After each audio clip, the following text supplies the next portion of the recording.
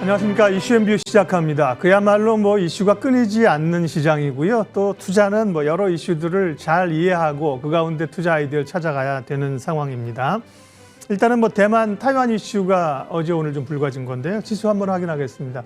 어제 밤에 한 10시쯤에 낸시 펠로시 의장이 대만 도착했다 그랬거든요. 오늘 오후 한 3시쯤 떠나는 걸로 돼 있어서요. 하루 만에 좀 반영이 된 건지 시장은 아침에 좀 출렁이다가 다시 상승세로 전환을 해놓은 상황들입니다. 오늘 저희 이슈 가운데는 이제 한화그룹이 또 조직 개편하겠다는 얘기가 이번 주에 있어가지고 지난 주말에 뉴스가 전해지면서 관련주들이 상당히 강하잖아요. 또 이런 거 박주근 대표님이 빼놓지 않으시죠? 한화그룹 이야기도 잠시 후에 사업구조, 지배구조 관련된 얘기 할 거고요. 그리고 또 이제 2차 전지에 대한 관심들이 여전히 크고요. 미국의 인플레이션 감축 법안 관련해서 2차 전지를 어떻게 볼 것이냐 궁금증이 많은데요. 집중 분석 시간에 2차 전지에 대해서 매우 잘 아시는 분이 오셔서 핵심을 짚어주실 거니까 기대해 주십시오. 이슈앤뷰 시작하겠습니다.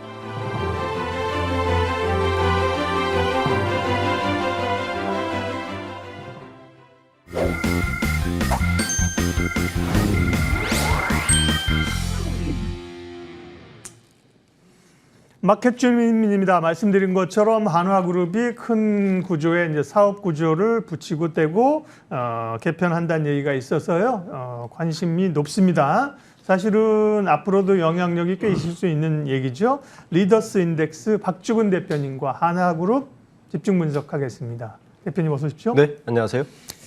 한화 그러면 한화로만 알고 있지 한국화약의 줄임말이라고 알고 있는 사람이 별로 없을 없죠. 겁니다. 그렇죠? 네. 예. 네. 한화그룹은 어떤 기업인지 설명을 역사를 얘기해 주십시오.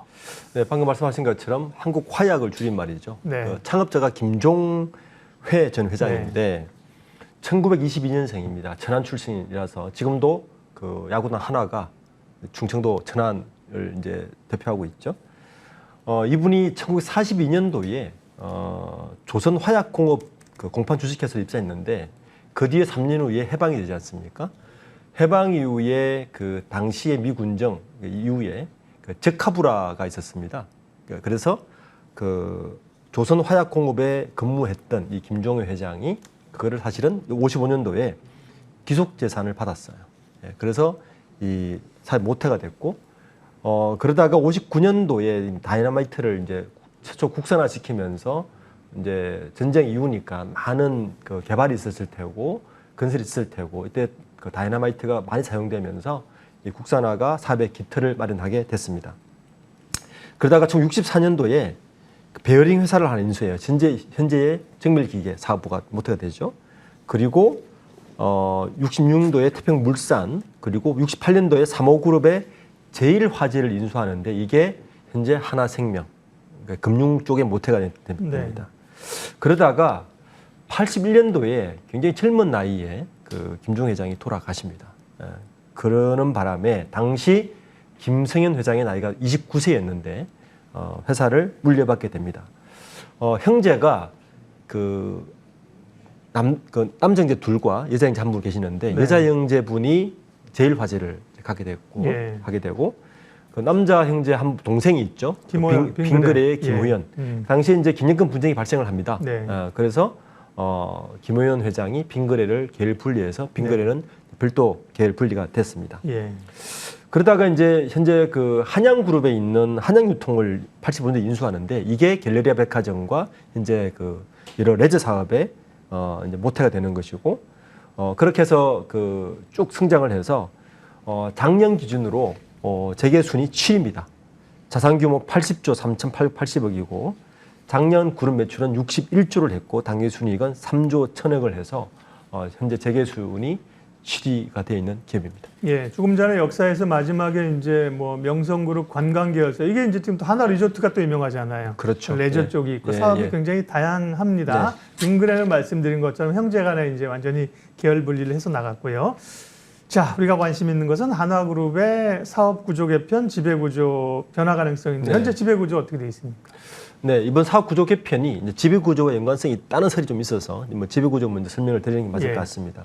먼저 지배구조를 보시면 한화그룹은 실제적으로 이중 지배구조를 가지고 있습니다. 저기 보시는 주 하나, 그러니까 지주회사 격인 주 하나의 계열로 하나의 축을 이루고 있고 가장 왼쪽에 있는 H솔루션이라는 이 기업 밑에 하나 시스템, 하나 테크인, 하나 디펜스, 정밀기계, 하나 파워 시스템도에 있는 또 하나의 지배구조, 두 개의 축의 지배구조를 가지고 있습니다. 이렇게 된 가장 큰 이유는 주 하나가 오너 일가인 김성현 회장을 비롯해서 33.9%의 그 지분율을 가지고 있는데 여기에 세 아들의 지분이 김동관 사장이 4.4%, 그다음에 김동선, 김동원, 김동선 또 나머지 두 형제가 1.7%밖에 가지고 있지 않아요. 그래서 네. 주 하나의 지분이 굉장히 좀 미약합니다. 자녀들이. 그래서 새로 만든 게 H솔루션이라는 기업을 만들어서 지금 계속 H솔루션을 키우고 있는 형국인데 종국에는 제 H솔루션과 주 하나를 단일화해야 하면서 경영권 승계를 해야 되는 과제를 안고 있는 지배구조를 가지고 있습니다. 예. 지배구조 표를 보면 뭐 한화그룹뿐만 아니라 다들 이렇게 되게 한참 봐야지 이해가 되는, 또 이해가 네. 안 되는 복잡한데요. 네. 네. 그 오너들은 다 알고 있겠죠. 아, 그럼요. 이 머릿속에서- 정밀하게 만들고 머릿속에서 있습니다. 확 그림들을 그리니까요. 예. 네.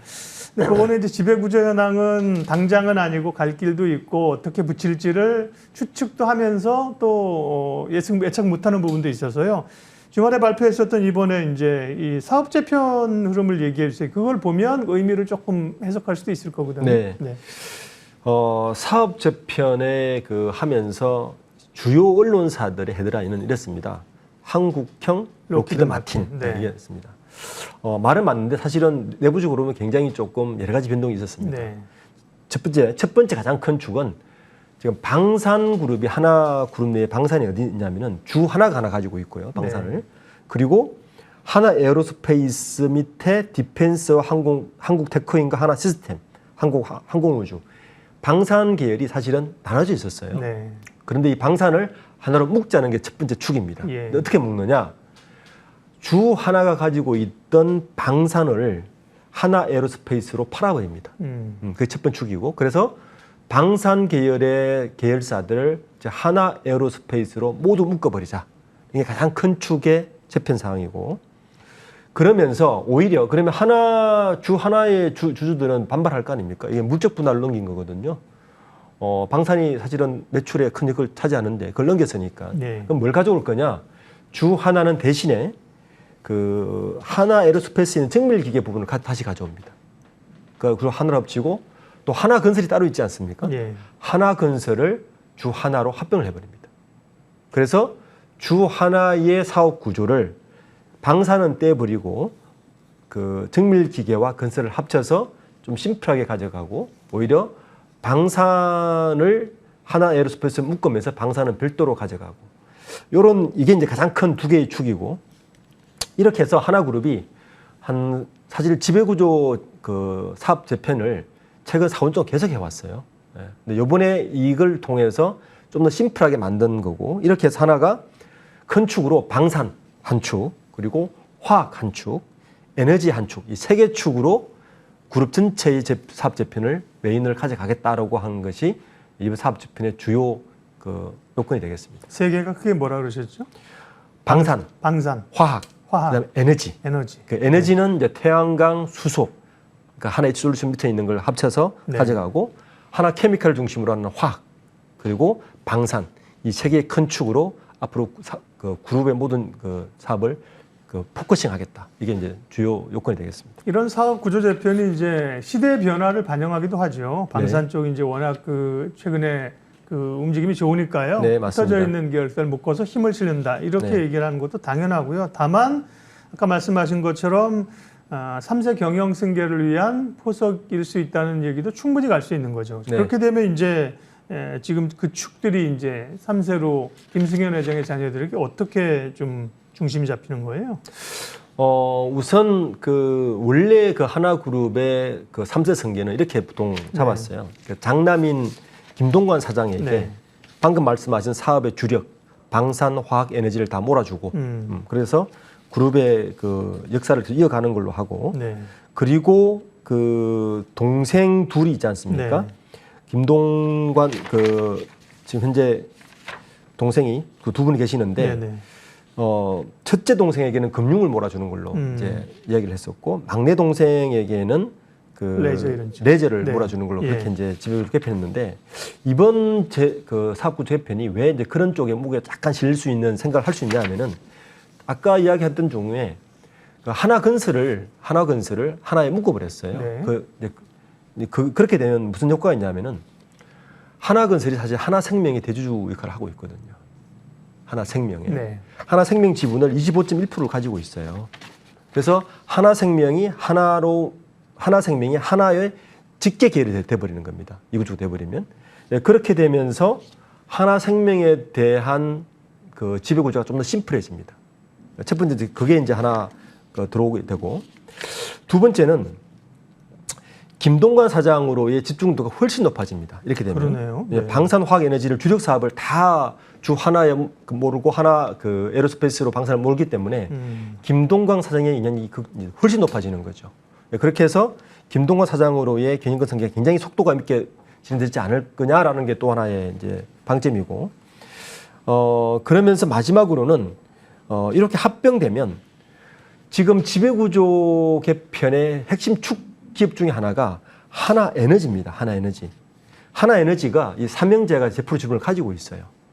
그래서 하나에너지를 키울 수 있는 또 하나의 모멘텀이 생성되는 겁니다. 그러니까 하나에너지를 키우게 되면 아마 주 하나가 이렇게 사업 재편이 되면 주 하나가 앞으로 배당을 늘릴 가능성이 큽니다.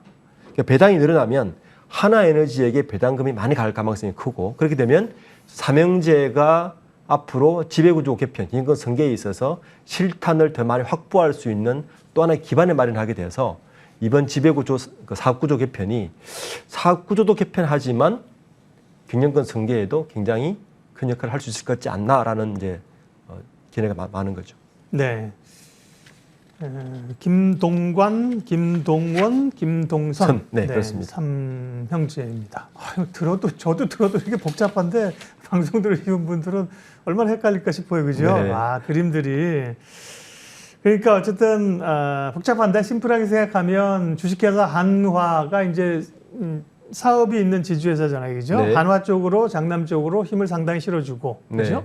그다음에 방산 쪽도 꽤 이제 역량 있게 간다. 네. 저는 제 생각은 하도 복잡하니까 그 정도 그림을 그리고 있는데요. 근데 실적이나 아까 이제 배당 확대 기대감 말씀하셨습니다. 네. 실질적인 걸 얘기를 좀 하죠. 네. 지금 방산을 이렇게 몰면 하나그룹의 실적, 그리고 그 현재 지금 주가를 보면 주 하나의 주가가 좀 오르고 있어요. 하나에어로스페이스도. 그 이유가 뭐냐면 불확실성을 조금 드러냈다는 이야기입니다. 네. 무슨 말이냐면 지금 하나도 그렇고 하나에어로스페이스도 그렇고, 하나에어로스페이스에는 방산인 것 같지만 정밀기계 실적이 좀 섞여 있고, 주 하나의 경우에는 주 하나 여러 가지 사업이 있지만 방산 실적이 막 섞여 있다 보니까 이 실적을 깔끔하게 클리어하게 분리했다는 거죠. 분리하면 실적 개선으로 인한 현금 유입이 확정이 되니까 이 현금으로 배당을 많이 할 것 같다는 생각 때문에 사실은 주가 좀 뜨는 이유가 좀 있습니다. 그런데 거기에다가 하나건설까지 합쳐지니까 현금 흐름이 훨씬 좋아지죠.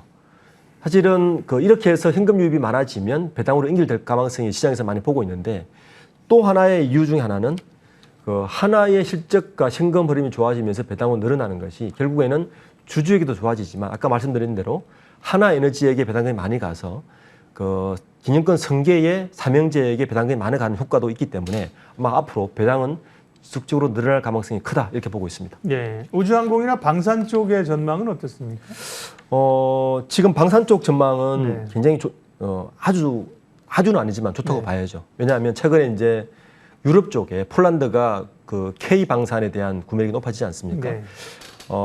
소위 말하는 가성비 자체가 좋기 때문에 K 방산에 대한 신뢰도가 올라갈 것 같고, 플러스 지금 에어로스페이스가 우주 산업도 하고 있지 않습니까? 로켓 산업. 이것 때문에 방산 쪽의 실적은 꾸준히 좀 개선될 거라고 예상되고 있습니다. 주가 얘기 마지막으로 하겠습니다. 그러니까 핵심은 한화와 힘을 갖게 되는 한화. 그 다음에 신성장이라기보다 사업이 잘 나가는 미래 성장 산업인 한화 에어로스페이스 두 개인데요. 두 기업의 주가가 단기적으로 좀 올라 있다는 것과 함께 솔직히 하나그룹 주가들이 그동안 주주들에게 편안하게 수익을 잘 주지는 않았습니다. 뭐 맞습니다. 증자도 네. 하고 뭐 네. 이제 주주들은 상당히 볼멘 목소리를 많이 했었던 그룹이 또 하나그룹인데요. 주가는 어떻게 보고 계세요? 하나그룹이 사실은 이번에 사업재편을 했지만 사업재편 과정은 저는 4, 5년으로 보거든요. 예. 왜냐하면 옛날에 롯데카드 인수도 하려다가 안 했고 그리고 지금 갤러리아에 있는 민세선 사업도 접었고요. 여러 가지 사실 있었습니다. 그 역사를 쭉 이렇게 좀 지켜보면 하나그룹이 어느 정도 정리가 됐다. 불확실성이 많이 해소됐다. 남아있는 불확실성은 경영권 승계 하나 남아있는데 그것도 어느 정도 교도보가 마련됐다.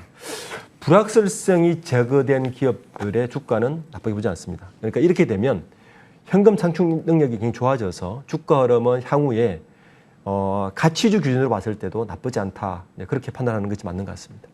네.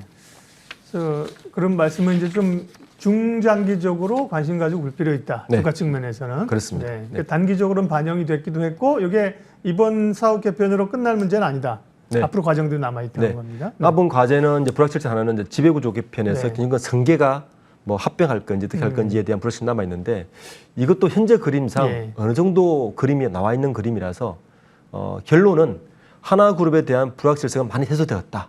이번 사업구조 개편의 네. 핵심은 이렇게 보는 게 좋을 것 같습니다. 마켓 주민 오늘은 한화그룹의 사업구조 개편의 의미들을 분석해봤습니다. 리더스 인덱스 박주근 대표님 함께했죠. 고맙습니다. 네, 감사합니다.